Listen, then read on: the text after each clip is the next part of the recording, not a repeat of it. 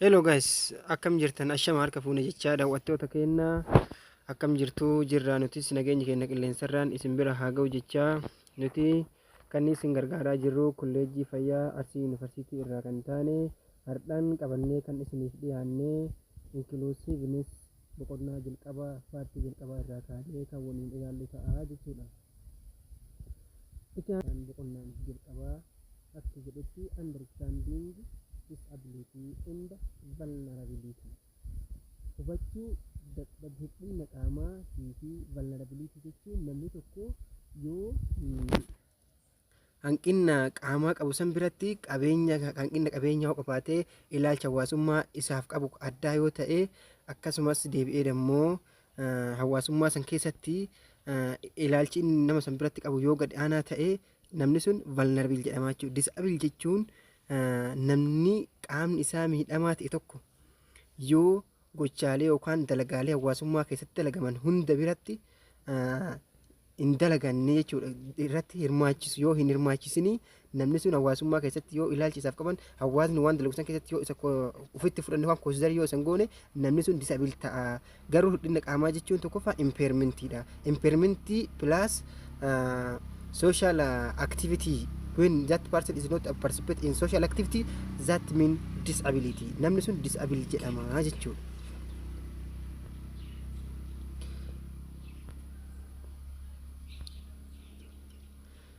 Definition of basic terms jechoota termii taataniin keessaa kan waliin ilaallu ta'a jechuudha. Impairment means abnormality or abnormality of anatomical, physical and psychological of body structure or functions. In short, is division on a person's. Namni tokko impairment kan jedhamu qaamni isaa tokko yoo maal ta'edha, keessi isaa anatomically keessi jechuudha, physically yookaan gubbaa yookaan kan mul'atu jechuudha, physically and psychologically yookaan psychologyidhaan yoo namni sun kan structurally yookaan functionally yookaan caasaadha yookaan caasaa qaamichaati yookaan dalagaa qaamichaati yoo maal ta'e abnormal ta'e yookaan normal yookaan sirrii yoo hin taane jechuudha. Or division of a person, hir'ina qaama nama tokko gubbaa hir'inni namni tokko qabuun abnormal yookaan impairment jechuudha. Hir'inni qaama nama tokko irratti argamu suni division on a person jechuun hir'inni namni tokko qaama nama tokko irratti argamu jechuudha.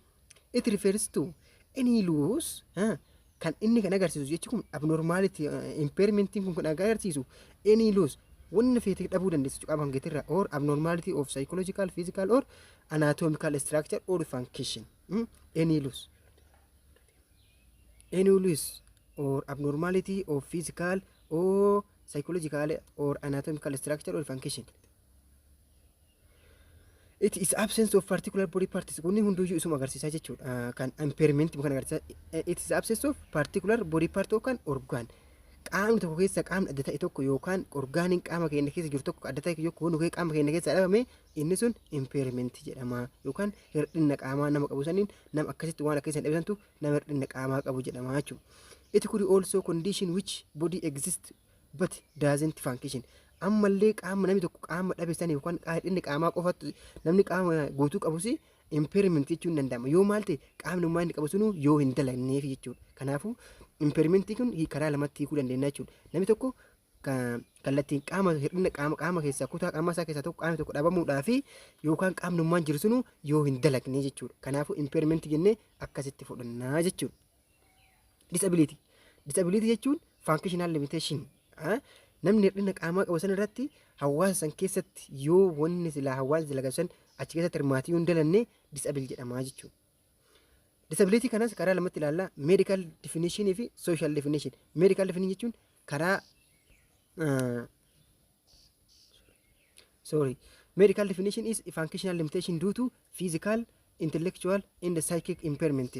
Functional limitation jechuun wanti tokko dalagaa dalagu san keessatti hir'inni itti argamudha. Sababa maaliitiif physically qaamni isaa physical kate kanaani intellectual yookaan yaadaan yookaan psychic kan impairment ta'e jechuudha.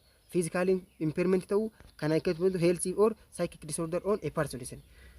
Hir'inni namaa yookaan disorder ta'uu qaama namaa kanaan yoo functional limitation qabaate namni kuni medical definition of disability ta'a jechuudha. Social definition of it is disability largely depend on context amma inti kun maarratti kan hundaa'e jechuudha social disability jechuun kuni ilaalcha hawaasummaa context hawaan ilaalcha nama sanii qabu maali in the consequence of discrimination ammallee bu'aa maaliiti consequence of discrimination namni tokko ofirraa achi baasanii yookaan hawaasa keessa achi baasanii ilaalu prejudice jechuun nama kanallee adda ofirraa achi baasanii ilaalu yookaan exclude gochuudha ofirraa jechuudha hawaasa keessaa namni qaamni isaa miidhamu tokko ofitti as include gochuu dhiisaniitiin ofirraa achi baasanii yoo ilaalani inni sunis social definition of disability ta'a jechuudha. Social definition of disability ta'a jechuudha. Ammallee social definition of disability kun wanni inni jajjabeessu yookaan akkam akka ta'e emphasize ni jajjabeessa shortcoming in environment in many organized activity in society. Inni kun kan irratti xiyyeeffatu shortcoming in environment kan jedhu kun hiikaan isiitu maal taati yoo jenne dalagaalee hawaasni hedduu dalagan keessa naannoo isaanii keessa dalagan keessatti namni qaamni isaa disability kun yoo hirmaachuu yoo hin hirmaanne jechuudha qabamatti yoo baay'inaan hin hirmaanne sun shortcoming in environment inni fudhanna in many organized social activity gochaalee qindaa'aa hawaasummaa keessatti argamu kana irratti baay'inaan yoo hin hirmaanne jechuudha. Fakkeenyaaf yoo asirratti yoo fudhanne example jenneetumaan namni tokko fakkeenyaaf yoo namni qaama miidhamaa ta'e tokko jira hawaasa keessa kan jiru tokko yoo dalagaalee misoomaa hawaasa dalagassan keessatti hawaasni akka inni hirmaatu hin taasisinii hawaasa keessaa addatti bahee yoo ilaalame hawaasni ofirraa achi baasee yoo ilaale namni sun hawaasa keessatti yoo waan hirmaatan yoo hirmaatini maal jennaani shortcoming in environment in the many organized social activity kan jedhu sun isa kan agarsiisaa jechuudha.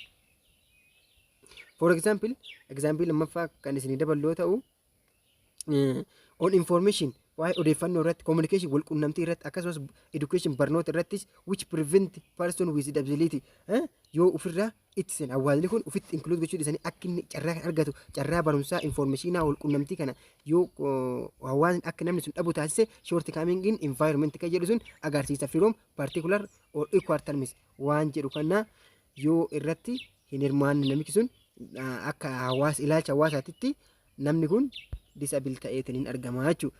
Itti aansuudhaan gara paartii itti yoo ceenu sababoota disability kana fidan keessa muraasa kan ilaalu ta'a. Isin inni hedduudha isaan keessaa amma danda'ame tokko lama sadii aga taateen waliin ni ilaallaa jechuudha. Isa keessaa inni jalqaba genetic cause waa'ee jiiniidhaan kan dhufu ta'a. Inni lammaffaa immoo environmental causeidha. Naannawaan abnormality in gene jiiniin qaama namaa keessa jiru tokko yoo normaal ta'uu baate inda genetic inheritance can cause intellectual disability in children. Fakkeenyaaf namni tokko gaafa dhalatu fakkeenya jiraasitti yoo jiinii kana fudhannu jiiniin kun is segment party of the chromosome dha. Chromosome gubbaatti argamti isiin tuni deebi'ee dammoo jiiniin tun immoo waa lama of keessaa qabdu isiinis waa of keessaa qabdu yoonni isii of keessaa qabdu sun dammoo alillii jedhama. Alillii sun immoo paartii lama qabaa jechuudha. Fakkeenyaaf alillii jiiniin namaa kana fudhanne jiiniin kun alternative form of jiinii kan taate alillii jira.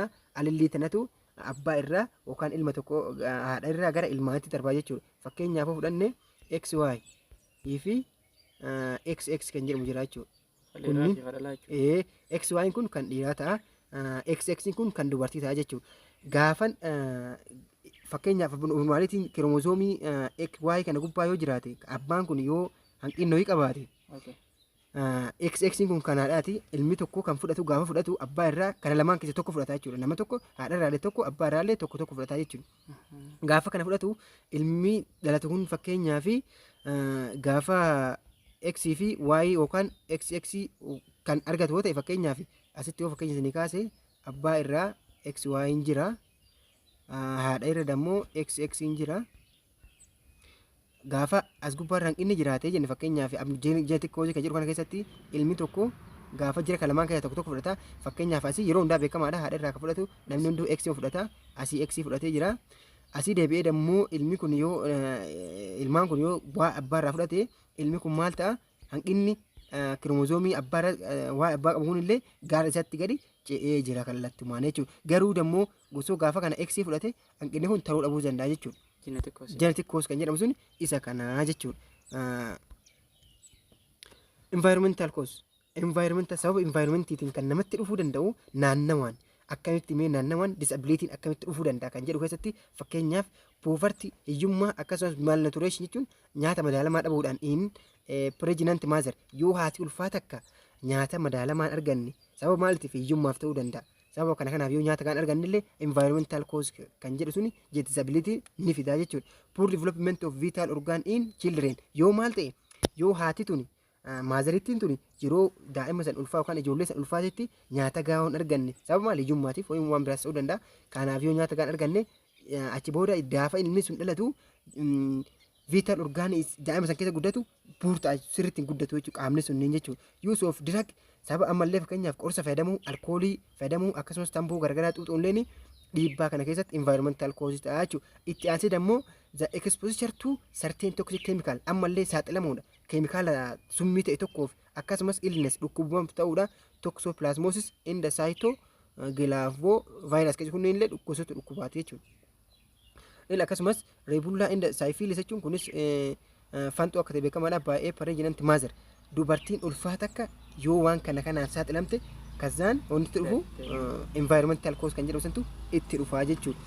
Childhood diseases kan jedhu kunis yeroo daa'imummaa sanis dhukkuboon dhufan akka whooping cough, illness, chicken pox, myelitis, meningitis index sambaat kan jedhu kanneen faatu dhufaa jechuudha. Environmental cause jedhameetiin kan dhufu jechuudha. Unknown cause sababni hin beekamne maalidha jechuudha. Human body is a phenomenal thing jedha. Qaamni namaa kun taatee wantaati jedha. Ta'ee scientists have still not found figure out what in the how some things is in the body cell brain in the gene come about it. Maal ta'u qaama keessatti seelii keessatti sammuu keessatti jiinii keessatti akka ta'u hanga moonattiyyuu saayintistoonni argatanii addaan sirriitti hin baafne jechuudha. Kanaafuu sababa annaan kooziidhalle sababa hin beekamneefis dhufuu kan danda'u jennee fudhachuun ni danda'ama jechuudha. Isabel environment jechuun naannoo keessatti gahii dhabuudha jechuudha. Kun amma gabaabumatti gahii dhabuudha jechuudha. Fakkeenyaaf developmental infrastructure without considering of people with impairment such as house, road, park, public health, public place. Fakkeenyaaf developmental infrastructure jechuun bu'uura dagaagina hawaasaa keessatti yoo fudhanne maal keessatti namoota qaama miidhamaa kan akkamii keessa kanaaf kan ijaarsa manaa, karaa, paarkii akkasumas public place iddoo hawaasaa kana fa'a uummata kana fa'aatti yoo isaan kanneen aksisi yookaan akka isaan hirmaatan yoo goone irra impairmentii kana kunillee disabilitiitti harkisaa jechuudha nama kanneen. Type of disability jechuun inni jalqabaa visual impairment. Visual impairment jechuun gosa disability type of disability keessatti isa tokko ta'ee maal akka ta'e jechuudha. Blindness jechuun ballummaan totally or partially inability to see. Namni tokko guutumaan guututti yookaan walakkaadhaan dandeettii arguu yoo dhabe sababa maaliitiif because of disease sababa dhukkubaas ta'uu danda'a disorder tartiiba dhabuu of eyes qaamni maashaalee ija keenya keessa jiru kunneen kutaalee paartiin ijaa kunneen yoo tartiiba dhabanii arguu dhabuu dandeenya. Optic nerviin kunii fi bireenii sammuu keessa rakkoo yoo jiraate optic nervii jechuun informationa raatinaa irraa fuudhee gara bireenitti kan geessu kunis hanqinnoo jiraate hanqinni arguu dhabuutti dhumuu danda'a jechuudha. Refers to inni sun kan agarsiisu vision loss arguu dadhabuudha yookaan agartuu dhabuudha. That is not correctable kan sirraa hin dandeenye with eye glasses. Eye glasses jechuun isa ija kaatan ta'uu danda'a or contact lenses. Leensii kenna kontaakt waltoosisuudhaanis yoo sirraa dhabuu danda'e blindness kennee fudhachuu dandeenya jechuudha. Visual impairmentii keessatti blindness ta'a jechuudha. Ammallee tokko jira the term low vision is used for moderately impairment vision. Inni tunillee type visual impairmentii blindness fi low vision kanatti laalaa jechuudha. Isiin tun immoo low vision jechuun tun paartiin adda ta'e qaama ijaa kutaalee qaama ijaa keessaa paartii adda ta'e yoo miidhamte low vision jenna jechuudha. Garuu tun dhimma agartee jechuudha. Guutuun guutuutti meeshaa aayisii yookaan waan ijaaf fayyadamnee arguus waan dandeenyudha. Kun garuu meeshaa gargaarsa fayyadamnee blindness kan ayigarsa fayyadamnee arguu kan hin dandeenye jechuudha. Kun immoo arguus dandeetta jechuudha. Maal jennaan paartiin adda ta'e waan ija qaama keenya keessa miidhamteef jechuudha. People with low vision may have a visual impairment qabaachuu danda'a. Akkamitti qaban immoo osuma kutaa qaama isaanii keessatti hanqinni jiru hin argan jechuudha. Inni lammaffaan immoo hearing impairment dandeettii dhaga'uu dhabuudha jechuudha. Hanqinna hir'ina dhageettiiti jechuudha.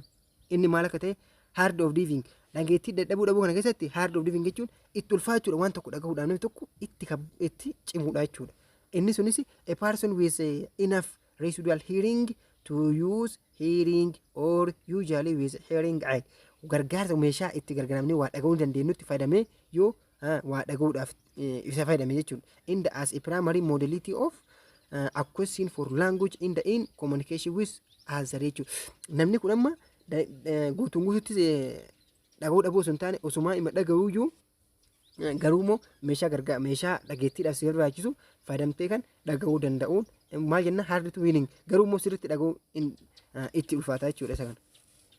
Inni lammaffaan immoo diif jechuun duudaadha jechuudha. Those who have difficulty understanding speech waan namni jedhu tokko dhaga'uu hin danda'anii itti ulfaata even though with maal wajjin even with what hearing aid jechuun meeshaa silaa waa dhageettiidhaaf nama fayyadamne guutumatti dhaga'uu kan dandeenye but can successfully communicate with sign language yookaan gesture afaan mallattooti yookaan qaama body language kan jedhamu tokko jira isaan namaan walii galtee yoo namaan walii galuu hin danda'a jechuudha namni diifta jechuudha gurraan dhageenye jechuudha.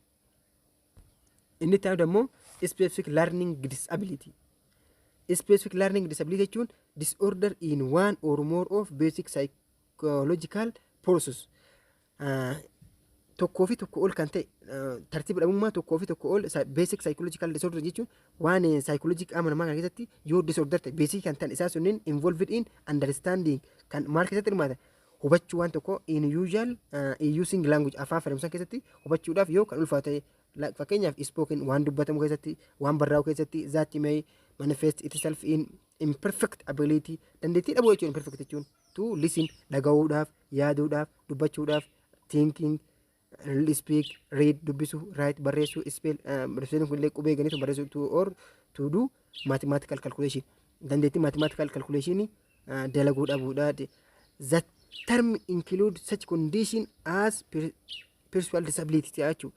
Perceptual disability, brain injury, minimal brain dysfunction, and dyslexia kan jedhu kunniin type as illee kanatti akka ta'e ni ilaallaa jechuudha. Type of specific learning disability kanneen keessatti inni jalqaba auditory processing disorder ADP auditory processing disorder dyscalculia dysgraphy dyslexia language processing disorder non-verbal learning disability visual perceptual or visual motor deficiency kan jettan waliin ilaallaa jechuudha. Inni jalqaba auditory inni jira kunniin partii specific learning disorder jala kan jiru inni jalqaba auditory processing disorder APD is also known as central auditory processing disorder. Inni kun maqaan isaa bira central auditory disorder. This is condition that unfavorably affect how sound that travel impaired through the ear is processed or interpreted by the brain.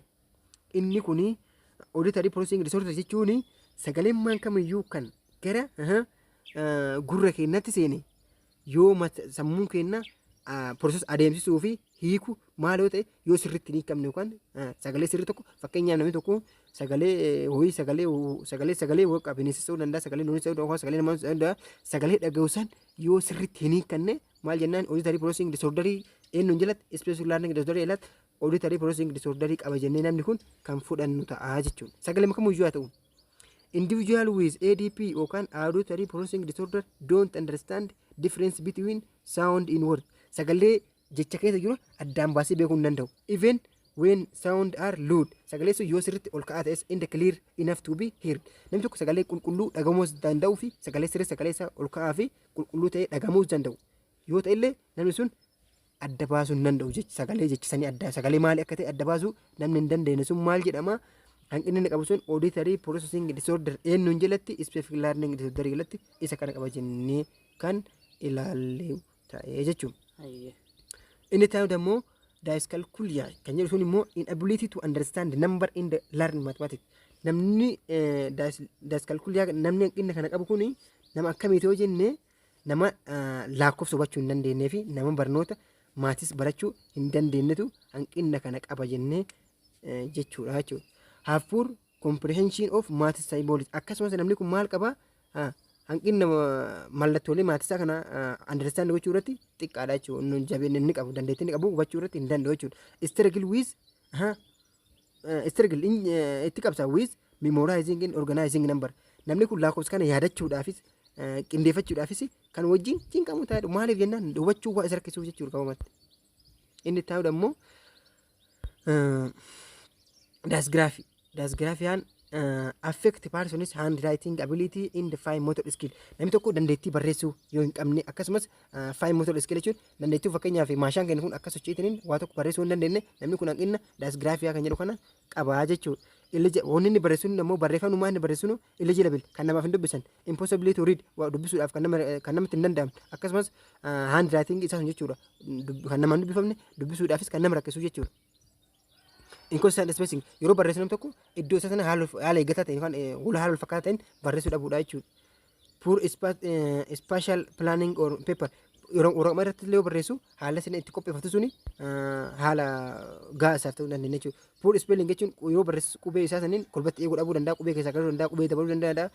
In the difficult composing writing as well as thinking in the writing assessment akkasumas yeroo barreessuu fi yeroo barreessan waan tokko yaadaa barreessuu danda'u. Fakkeenyaaf namni tokko yeroo barreessu fakkeenyaaf namni jecha zaseem jettana yeroo barreessu zaseem jettana immoo yeroo barreessana dubbataatiin yaadaatiniin jechisiisa sana barreessa. Namni dammoo daasgiraafii hanqina kan qabu dammoo akkanattuu barreessuu hin danda'u jechuudha. Inni sadaffaan inni afuraffaan jechuudha. Istoosik laadna gidduu jalatti kan laallu daayileekshiyaan tun maal akka taates gulaalaa jirra jechuudha. Affect reading in the related language based processing skill.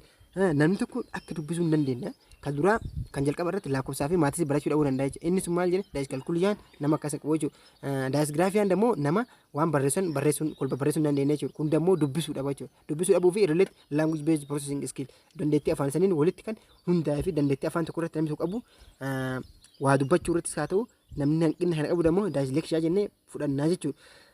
The severity can differ in each individual. Kunniin jechuun daayisleeksiyaan tun namaa namatti garagaraa jechuudha. But can affect reading influence.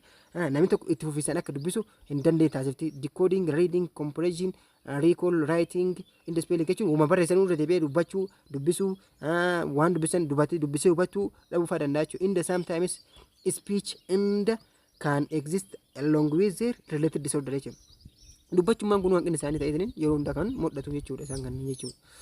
Dyslexia is sometimes referred as a language based processing disability. Inni kun maal jedhamee fudhatama yeroo tokko referred as to language based learning disability. Afaan irratti kan hundaa'e barnoota afaan irratti hundaa'e hir'ina barnoota afaan irratti hundaa'e jenneetiin kan fudhannu sunis dyslexia jenneetan fudhanna jechuudha. Barnoota hir'ina afaanii jechuudha gabaabumatti. Namni tokko dandeettii barachuu dhabu yoo qabaate jechuudha.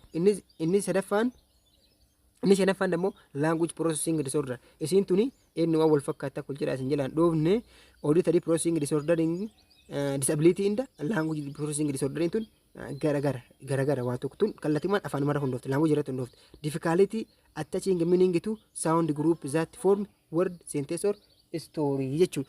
Tuni sagalee tokko yoo dhageenye sagalee dhageenye sanitti meaning hiika kennuudha. Hiika kennuu dhabuu danda'u. Sagalee sunni maalum jechituu danda'anii seentisii ta'uu danda'anii yookaan immoo istoorii ta'uu danda'a jechuudha. Jechuun seenaa jechuudha bakka akka seenatti fudhatu. Seenaa waa kuufamee jechuudha keessatti jechuudha. Waan akka barreeffama yeroodhaaf waa guddatee tuuramee jechuudha. Inni kun lamaan yoo isin tuni meaningii kennuu dhabuudha jechisanii sagalee dhabuudha. Kun dammoo jechuma sagalee alaa dhageenya sanitti maal akka ta'e adda baasuu dadhabuudha jechuudha. Interpreting process gochuu irratti dhiibbaan yoo jiraate hiikuu fi yeroo adeemsisu sanitti mataa keenya keessatti yoo hanqinni sagalee sana jiraate auditory processing disability dha. Kun dammoo jechuma dhageenya sanittuu maal akka ta'e jechisan irratti yoo hiika kennuu dadhabne ta'a jechuudha. LDP jechuun language processing disorder relate only to processing of language. Bakka adeemsifama afaanii qofa irratti kan xiyyeeffate jechuudha kan hidhate jechuudha kun. LDP can affect expressive language in the receptive language jechuudha. Afaan tokko dubbattuu agarsiisuu fi afaan tokko nama dubbatu tokko dhageettii warra fudhatu kan miidhuu jechuudha qabamatti. Nama walii galuu jechuudha afaan bakka qabamatti. Narrative learning disability jechuun afaan osoo hin dubbatinii saayiniidhaan mallattoo garagaraa jechuudha. Fakkeenyaaf faashaal expression ta'uu danda'a, fuulas ta'uu danda'a, fuula namaa kan laaltee namni tokko maal akka ta'e laalleetiniin yoo dandeettii waan kana nama kan irraa hubachuu hin dandeenye fakkeenya namni tokko nama tokko bira geettee namni tokko fuula badaasitti agarsiise maal akka inni bakka akka miira kan keessatti namni akkasii fudhataa hin jirre hin beektaa jechuudha qaba mataa. Kanaafuu non-verbal learning disability namni kana qabu dammoo waan kanallee hubachuu hin danda'u jechuudha.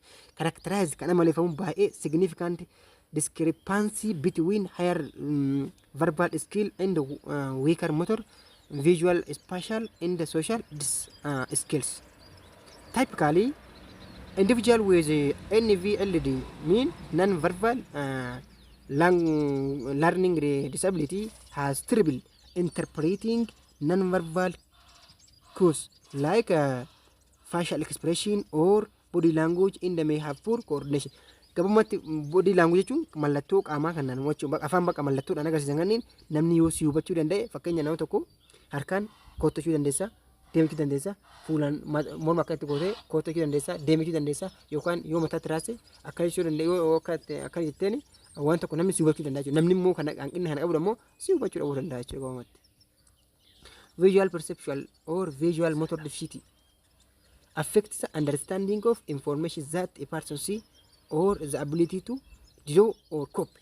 Namni hanqina kana qabu maali amma gabumatti information arge tokko hubachuu dhabuu danda'a jechuudha. Barreeffamaan haa ta'u waan fedhee na argu fakkiidhaan na argu homa argisanii hubachuu yoo dadhabe yookaan homa argisanuu kooppi godheetiniin hubachuu yoo dhabe namni suni visual perceptual or visual motor deficiency jennee fudhannaa jechuudha. Inni kun immoo characteristics seen in people with learning disability such as dysgraphia, non-verbal language disorder kanneen hanqinni jiraata lamaan fakkeenyaaf dysgraphia kun barreessuu irratti hanqinni yoo jiraatee fi akkasumas non-verbal jechuun facial expression yookaan mallattoo body language irraa namni tokko yoo waa hubachuu dadhabe maal jenneeni non-verbal language disorder jennee fudhannee bire namni hanqinni kana lamaan qabu dammoo dhufeetini isa lagala visual perceptual yookaan visual body deficiency as lagalee hanqinni isaa kun namni uma argisanuyyuu yookaan information argisanii akka hubachuu dhabuu danda'a jechuudha. It can result in missing understanding difference in shapes or printed letter. Bakka qallatee uumamaayyuu yookaan haala xalayachuun ergaan tokko dabarsu tokko akka inni dhufeessanitti hubachuu dhabuu danda'a. Garaarummaa isaa adda baasee hubachuu dhabuu danda'a. Losing place frequently iddoo isaa dhabsiisuu danda'a. Frequently struggle with cutting, holding pencil too firm, yeroo barreessu holding pencil too firm or poor eye or hand coordination kan jedhu san ta'aa jechuudha. Hadhaaf asumarratti kan waliin ilaalle ammoonatti isa kana ta'a. Kan waliin itti fufna ta'a paartii taanis waliin itti fufna. Ammaaf asumarratti dhaabbannaa galatoomaa chaanaalii keenya subscribe like gootanii akka nu jajjabeessitan koomentii gootanii hanqina nu qabnus akka nu ibsitan walumaan itti jiraanna jechuudha. Okay, Dr. Kamal galatoomii jennaani Arsii University Student Union waliin ta'uudhaan kan isiniif qopheessinee yaada keessan koomentii jedhan nu barattoonni yuunivarsiitii garaagaraa irraa nu hordofaa jirtanillee maal akka isin gargaaru koomentii jedhan nu barreessaa. Have nice time guys.